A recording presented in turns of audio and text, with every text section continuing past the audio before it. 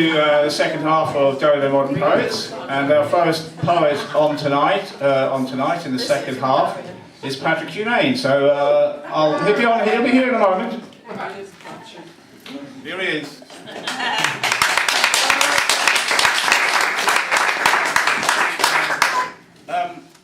Francis mentioned Aaron Thomas earlier, as indeed did I, and this first poem is a tribute to Aaron, really.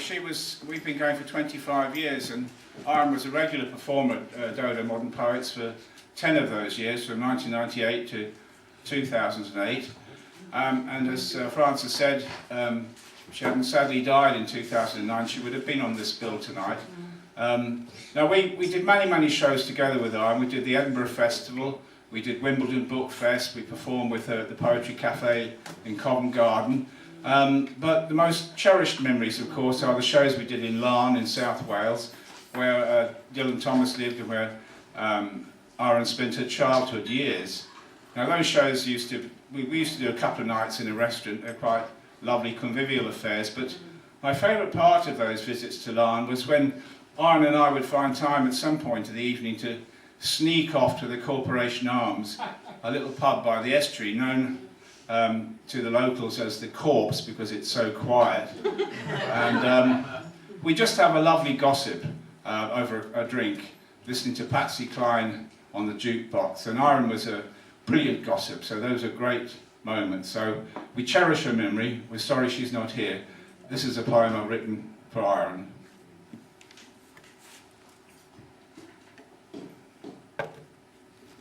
Shelter in a memory.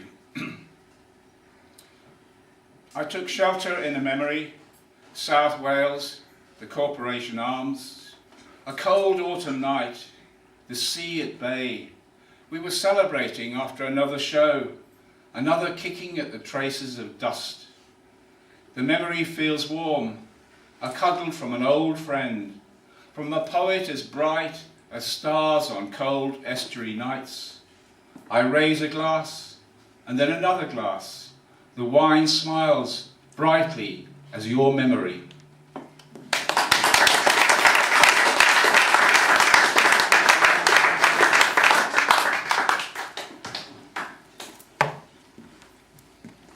This is a love poem. It's called The Forest. Up in the night, the blue night, when the stars are breathing on earth, I wake startled as though trampled by a fawn in a hurried escape from the forest. You sleep on, making the impression only of your own face on the pillow. You are the antidote to night terrors, constructing a moth-thin film of moments in which I live and you live, and we hold on, unsure of the path through this forest.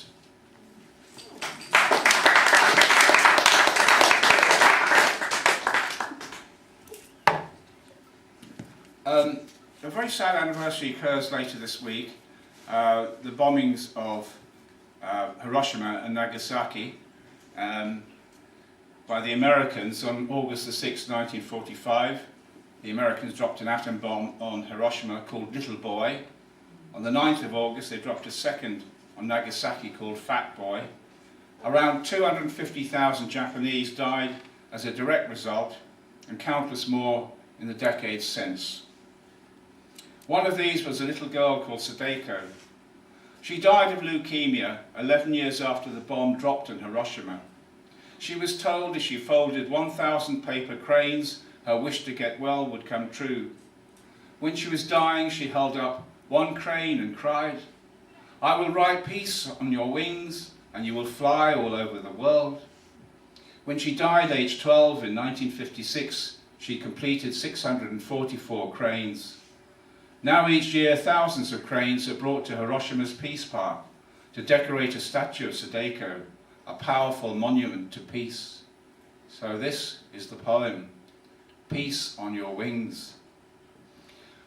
I will write peace on your wings, and you will fly all over the world.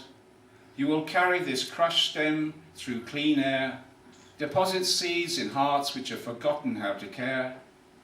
I will write peace on your wings, and you will fly into the sun, burn a flame of peace, for those who rule by gun. I will ride peace on your wings, and you will be lazy, do nothing all the good day long. You will sleep by rivers, your brilliance ambush morning. Peace on your wings, you will be strong, you will carry my tiny song.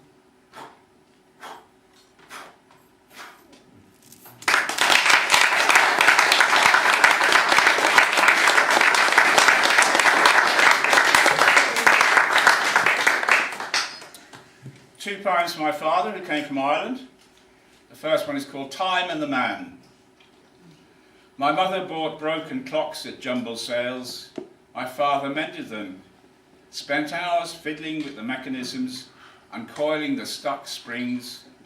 With his sharp electrician's eye and nimble fingers used to separating wires, he pried apart the innards until discovering the secret hurt at the heart of time.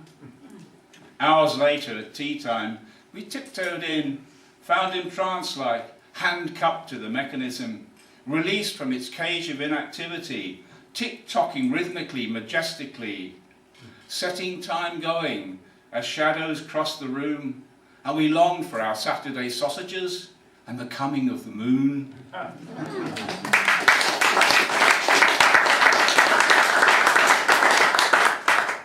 So this is the second poem. It's called White Hat. My father was in the IRA. I make no secret of that. The English were the baddies. We wore the white hat. My father was in the IRA. The English took no prisoners. We killed them back. That's history for you. And our poets are better too.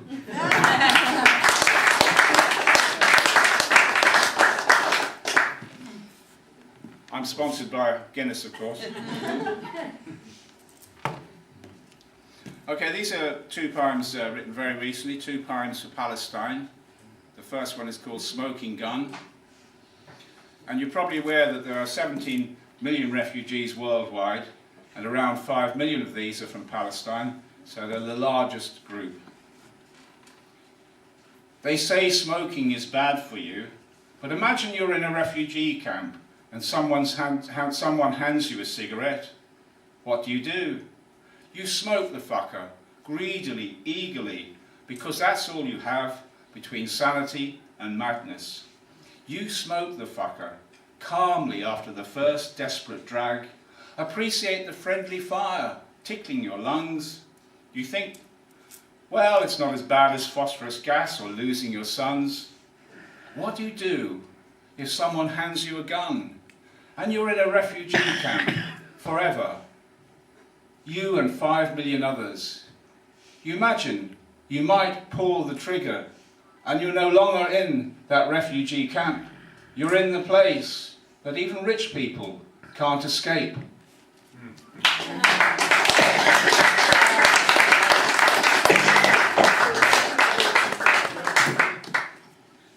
Okay, this is the second Palestinian poem. It's called Theme From.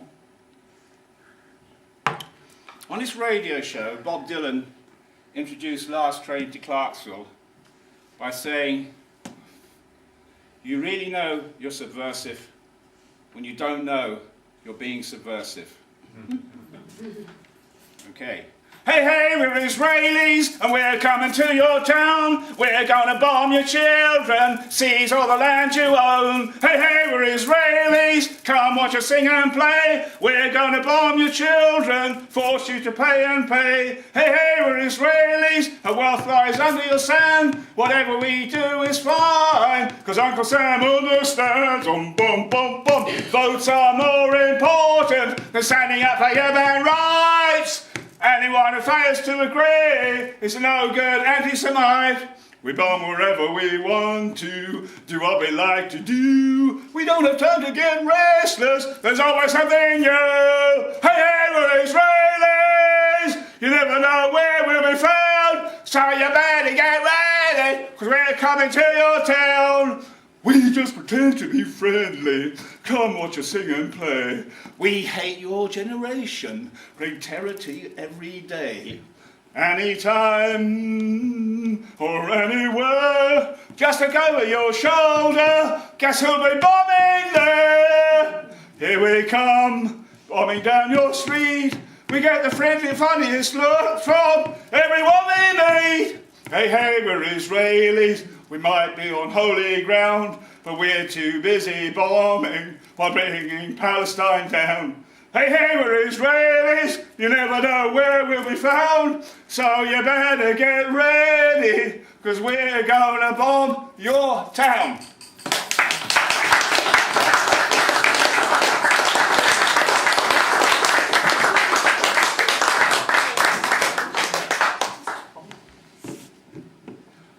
I'm going to finish with a poem known as a Scottish poem. It's very unlucky to mention its name in public. It's called Black Bob.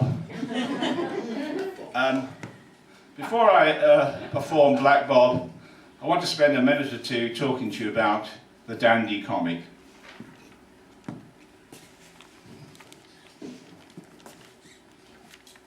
With all due respect. Right.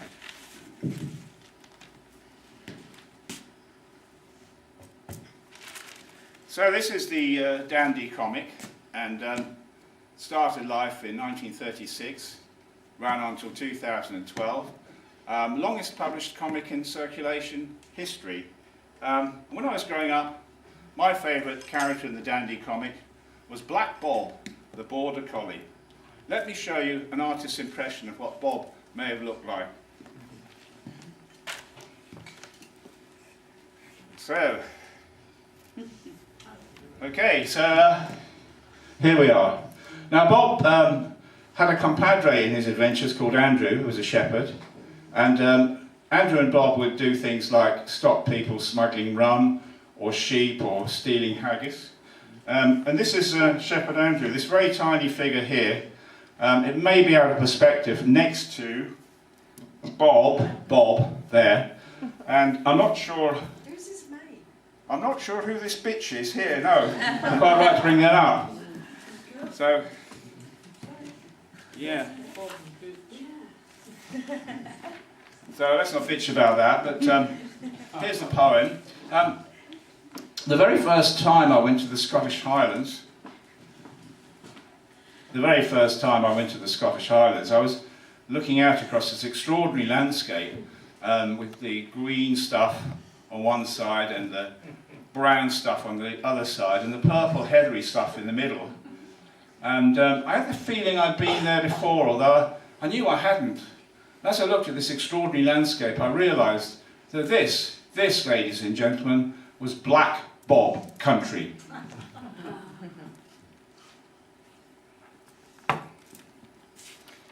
This is Black Bob country.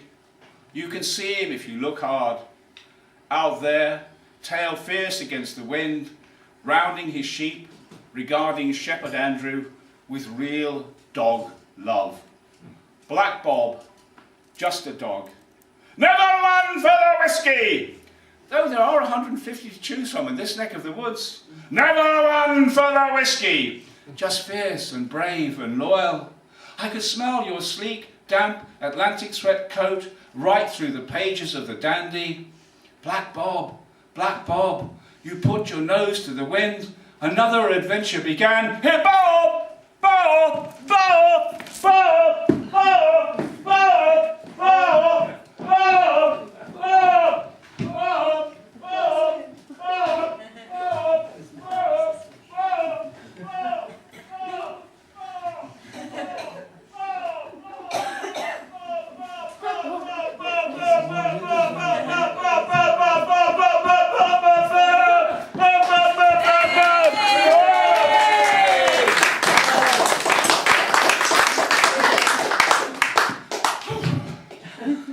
I chased you through childhood, never caught up. You were wild and fierce and just much nicer than Batman.